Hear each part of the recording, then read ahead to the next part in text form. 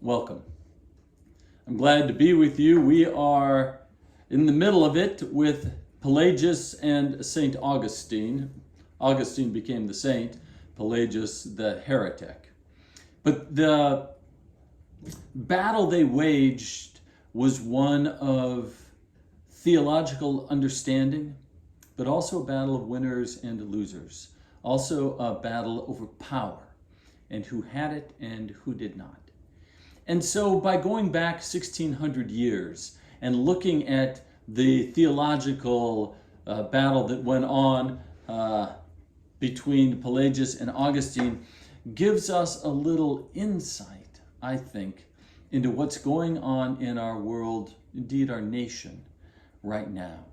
There is a power struggle going on, like there was a power struggle going on in North Africa 1600 years ago, as Christianity sought to figure out who it was and how it was in the world. We are in a new age, a new time. I often refer to it as the age of the Holy Spirit, where we are trying to understand what God is doing in the world. And so theology matters. How we talk about God matters. And we are in a conversation about God right now, but it's very similar to the one that took place between Pelagius and Augustine. So what I'd like to do today, first, is I'd like to do just a little history, just very brief, sketchy history on Augustine and then Pelagius. And then I would like to look at the controversy they had and why it persists, if you will, in our world right now. And finally, I'd like to look at Jesus and ask ourselves, hey, what would Jesus say to Pelagius? What would Jesus say to Augustine? How would Jesus invite us to be Christians in the world as it is right here, right now? So let's begin. St. Augustine, born 354 in North Africa to a Berber family. His father was a pagan. His mother, Monica, was a Christian. He was a bright young man. He became a professor of rhetoric in Carthage, then Rome, and then Milan. He was a pagan, I suppose, not following any particular religion. He fell in love with a woman. They had a child. She went with him to Rome and then Milan. Monica, Augustine's mother, was a Manichaean, which was a Persian religion that was very sort of adept at the spiritual exercises, much like the Christian spiritual exercises. Also had a cosmic view that the soul was darkened by evil and we had to enlighten the mind, and that great religious teachers like Jesus or the Buddha were here to enlighten us. It was a very dualistic view, a battle between cosmic good that had an equal partner, cosmic evil. And we had to make a choice. Augustine studied Manichaeism and met the leader of Manichaeism in North Africa, and that was the thing that determined that he wasn't going to follow it. He found there to be a big discrepancy between what this man said and practiced and who this man was. Augustine became a Christian. But his conversion to Christianity that happened in Milan also coincided with a very significant event in his life. His mother, Monica, encouraged, would be an understatement, him to leave his beloved and son and to become betrothed to a 10-year-old girl from a very influential family. It was at that point that Augustine had a breakdown. Some say it was an asthmatic attack that so shook him that he left his job as professor of rhetoric in Milan. This coincided also with his conversion to Christianity. Turns out he never married that 10-year-old girl. When she turned 12 and was of age for marrying, he was committed to a life of celibacy as a priest in the church. Augustine was a great ascetic and also a great thinker and a prolific writer and a leader in the church. But two ideas really occupied his mind. Both of them rolled up into the same doctrine. One had to do with sex, and the other had to do with predestination. And these fell under the rubric in his mind of the doctrine of original sin. And what Augustine believed is that Adam and Eve lived freely in the Garden of Eden, in relationship with God, in a strong, healthy manner. But once they sinned, they then became subject to death. That was the penalty for sin. And so the only way to continue their line was through sex. So sex was a function of sin. It was a necessary evil to pass on their lineage from one generation to another.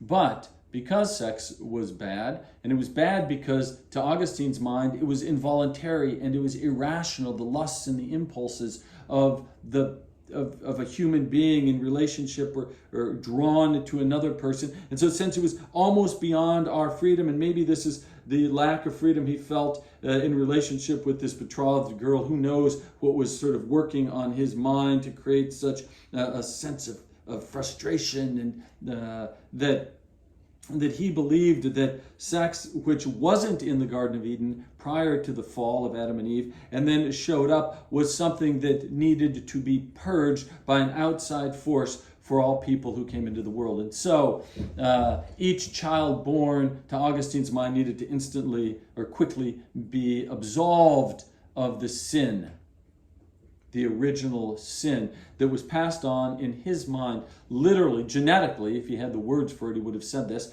from one generation to another generation to another generation in every child ever born.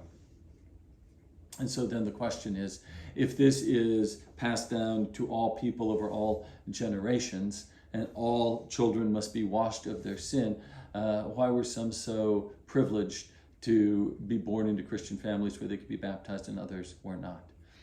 And here comes to play the doctrine of predestination, where God, for God's reason known to God alone, chose grace and mercy for a substantial minority of souls granted by God. And so we have the doctrine of original sin. We have the inherited sin passed down through the generations based on the fall, and some were chosen and some were not. It was here that Pelagius entered the conversation. Let's take a look at who he is. Pelagius was born the same year, they say, as Augustine, though who really knows? He was born in the British Isles. He was a monk, an ascetic, well-educated, and a teacher.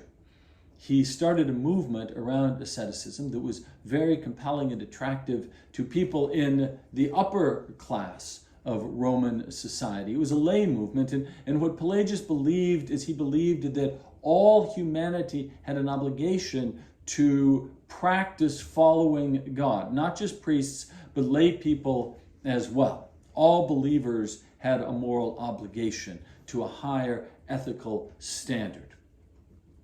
Pelagius was not at all interested in this idea of original sin. He denied its transmission genetically or inheritedly. He didn't think that made any sense. And so we have an argument brewing that was going to come to a head at the Council of Carthage in 418. Prior to that, Pelagius wrote his treatise on free will. While Augustine was very much wrapped up in this idea of the doctrine of original sin, Pelagius was very much wrapped up in this idea of the doctrine of free will. And what he believed is that humanity was born morally neutral, that the soul was morally neutral. It was neither good nor bad. He rejected this idea of predestination because it then takes precedence over free will. He didn't believe that was right. He did believe in grace. He believed that God's grace existed in this world, but God's grace was something that we would receive that would catapult us, like accelerate our free will decisions towards a greater good. He did believe in Adam's original sin, but not as something inherited, rather a role model, if you will, passed down, a bad example set by Adam and passed down from one generation to another generation to another generation. He rejected the idea that humanity was primarily driven by human lust and that was sinful. And finally, he rejected the idea that if one was baptized, chosen by God, then that person was immune for the rest of their life from sin. And so, in a sense, given the license to sin because they could not sin due to the protection of their baptism. And so you have these two ideas. You have the idea of original sin, sex being bad, the sin of sin being passed down from one generation to another, and some were predestined through the luck of their birth, chosen by God, to be in God's favor. Pelagius, on the other hand, believed that we could, there was grace, but we had a moral obligation to practice Christianity in a particular way that would move us closer and closer into relationship with God. The heresy that Pelagius found himself coming up against was this idea that if one was self-disciplined and highly self-motivated and a great practitioner of the spiritual exercises, then they would not need grace at all. And then they would not need divine grace. They would have no need for the salvation of the resurrection of Jesus Christ. And so as you hear these histories, these theological positions, where do you land? Are you Augustinian? Right? That God's grace and God's grace alone is what saves us? Or that we can work our way into deeper, stronger relationship with God? So that's a theological argument that's been going on for a long time. Incidentally, Augustine won and Pelagius lost. He disappeared in 418. Some believe he went to Palestine where he died, and Augustine rose to even greater prominence within the early Christian church. And so, why should we care about this today? What does this have to do with us today?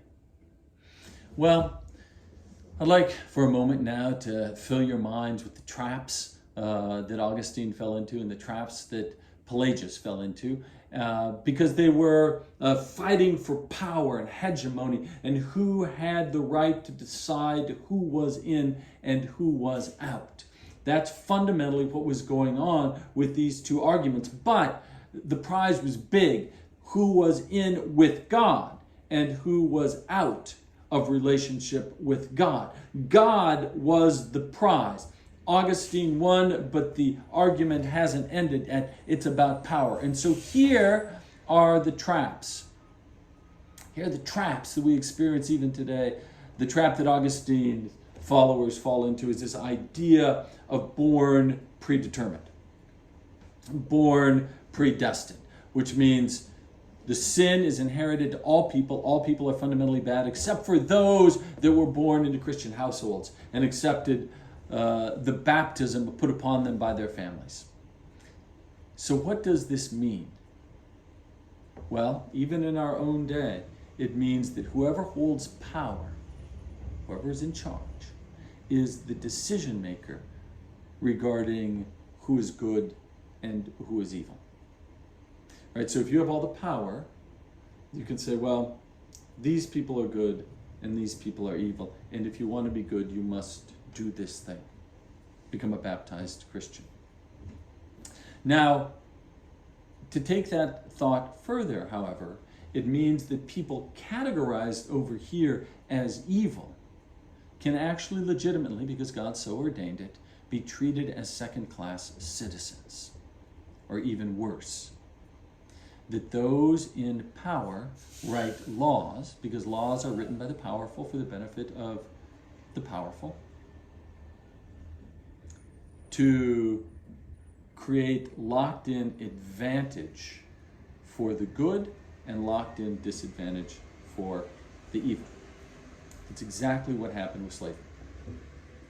Right? A predetermined state based on skin color, right? With laws locked in to hold advantage for a chosen group, by God incidentally, that was the argument then in slavery, and against another group.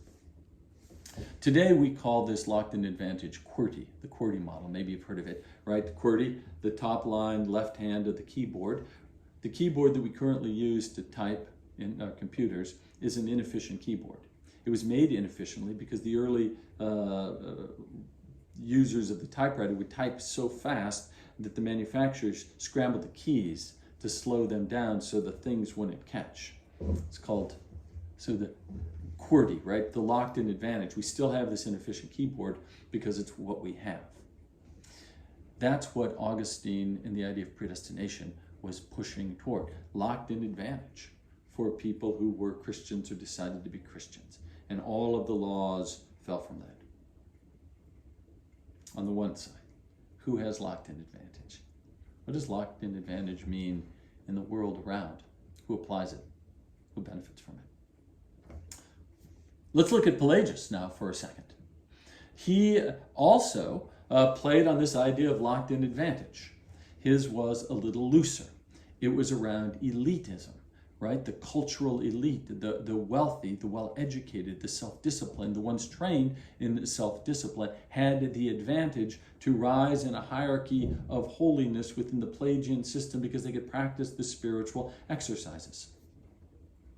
Now, people could enter into this based on their own volition and desire, possibly, not easily, but possibly. Unlike with the predestination idea where you are told from the outside. Though people can become baptized and follow within that, the predestined way of thinking. So you still have the QWERTY over here, except it's with elitism, it's with training, it's with self-discipline, it's with time to pursue these particular things, and it's achievement-oriented, which elites love, achievement-oriented, right? Doing and maybe winning, right? Marking a hierarchy of skills over time.